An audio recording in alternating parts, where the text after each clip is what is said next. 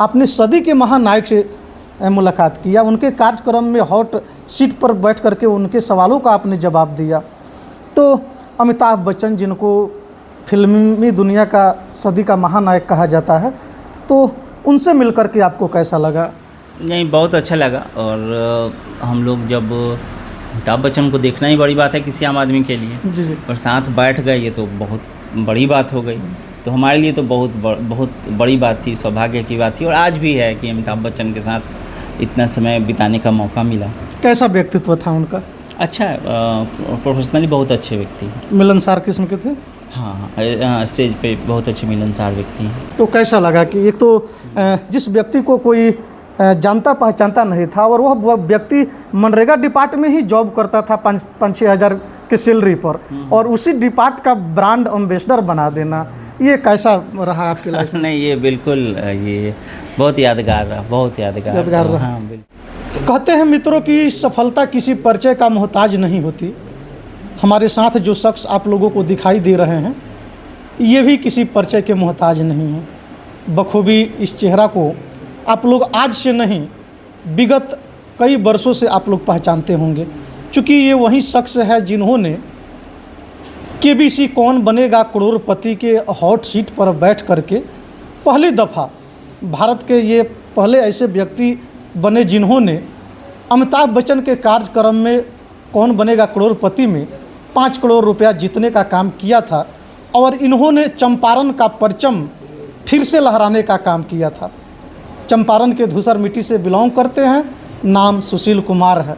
हम इनसे चर्चा करेंगे कि उस समय का परिदृश्य कैसा था, जिस वक्त इनको कौन बनेगा, यानी कि केबीसी में कौन बनेगा करोड़पति कार्यक्रम में इनको आमंत्रित किया गया था।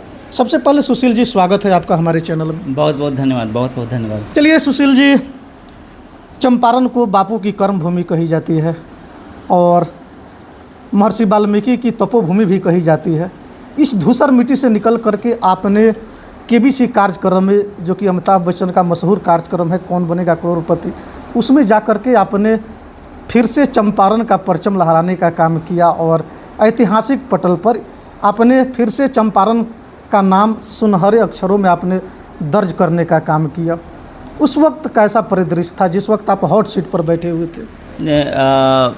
बहुत अच्छा लगा उस समय। उसके लिए हम बहुत दिन से प्रयास भी कर रहे थे, तो जीत कर काफ़ी अच्छा लगा। हम तो गए थे तो उम्मीद नहीं था इतना रुपये जीत पाएंगे, लेकिन जब फाइनली शो ख़त्म हुआ तो एक सेटिस्फेक्शन था कि वो चीज़ मिला जो हम सोचे भी नहीं थे। चलिए, केबीसी में जाने को लेकर के आपके मन में कैसे जिज्ञासा हुई कि एक दिन हम भी केबीसी में जाएंगे, करोड़पति बन करके आएंगे? तो ऐसी जिज्ञासा आपके अंदर कैसे जगी? सन 2000 में जब खुला था ना, केबीसी शुरू हुआ था, जी जी, तो एक गजब क्रेज़ था। उस समय हम 10th पास किए थे, इंटर में थे, तो अंदर हमारे आया कि हम जो है केबीसी में जाएंगे। और क्योंकि क्वेश्चन जो था जनरली, जो 8वां 9वां 10वां का जनरल स्टडी का, मतलब इतिहास भूगोल नागरिक का क्वेश्चन होता है, या विज्ञान का 6ठा 7वां का, वही सब पूछता है। तो लगा रही है तो हम सब जवाब दे सकते हैं, तो इसलिए चलिए हमको बड़ी खुशी हुई। जी जी।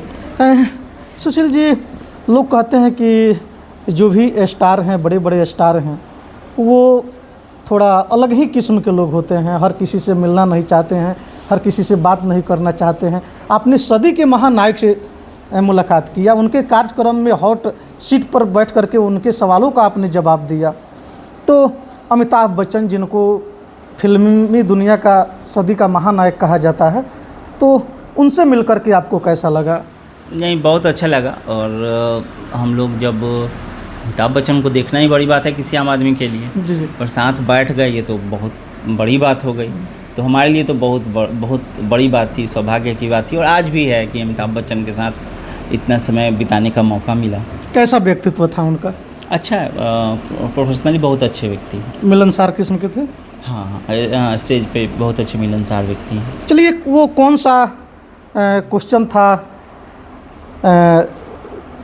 जिसके वो कौन सा क्वेश्चन था जो कि आपको लगा कि ये क्वेश्चन हमको करोड़पति बना सकता है? यानी कि अमिताभ बच्चन जी वो आपसे कौन सा क्वेश्चन किए जिसके बदौलत आप उस क्वेश्चन का जवाब दे करके आप करोड़पति बने? वो क्वेश्चन तो याद नहीं, लेकिन वो सवाल था 50 लाख रुपए का अच्छा। और सारा लाइफलाइन बचा हुआ था। तो जब मैंने जवाब उसका सही दे दिया तब हमको लगा कि एक क्वेश्चन है 1 करोड़ का, जो कि उस समय जो हमारे जो सहायक थे उस समय कुछ लाइफलाइन होती है, तो एक सबसे ज़रूरी लाइफलाइन होता है जो गेस्ट होते हैं, तो गेस्ट का लाइफलाइन जिंदा जीवित था, तो हमको लगा कि ये बता देंगे, हम जीत जाएंगे।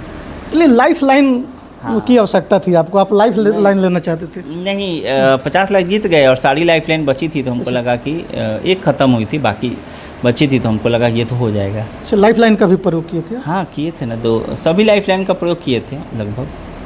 तो लाइफ लाइन का जो समय उस समय 3-4 प्रकार का लाइफलाइन होता है, तो सबका अलग अलग होता है, कोई डायरेक्ट नहीं बताता है। मन में कैसा, मन में तो हलचल सी होगी? काहे नहीं। अब मान लीजिए कि 2 जैसे डबल डिप होता है लास्ट में, यानी 2 ही देना है और देना ही है, जी। तो उस पर कोई क्या करेगा? चलिए, तो जो हाँ जी, आप तो जब तक आप करोड़पति नहीं बने थे तब तक तो दुनिया आपको नहीं जानती थी। करोड़पति जैसे ही बने पूरा भारतवर्ष ही नहीं, पूरा विश्व आपको पहचान लिया, जान लिया। शायद से उस समय कांग्रेस की सरकार थी और मनमोहन सिंह जी प्रधानमंत्री हुआ करते थे।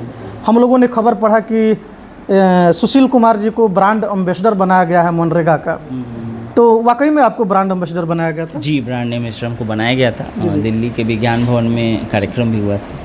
तो कैसा लगा कि एक तो जिस व्यक्ति को कोई जानता पहचानता नहीं था और वह व्यक्ति मनरेगा डिपार्ट में ही जॉब करता था 5-6 हज़ार के सैलरी पर, और उसी डिपार्ट का ब्रांड एम्बेसडर बना देना, ये कैसा रहा आपके लाइफ में? नहीं, ये बिल्कुल ये बहुत यादगार रहा, बहुत यादगार रहा। हाँ बिल्कुल। अच्छा।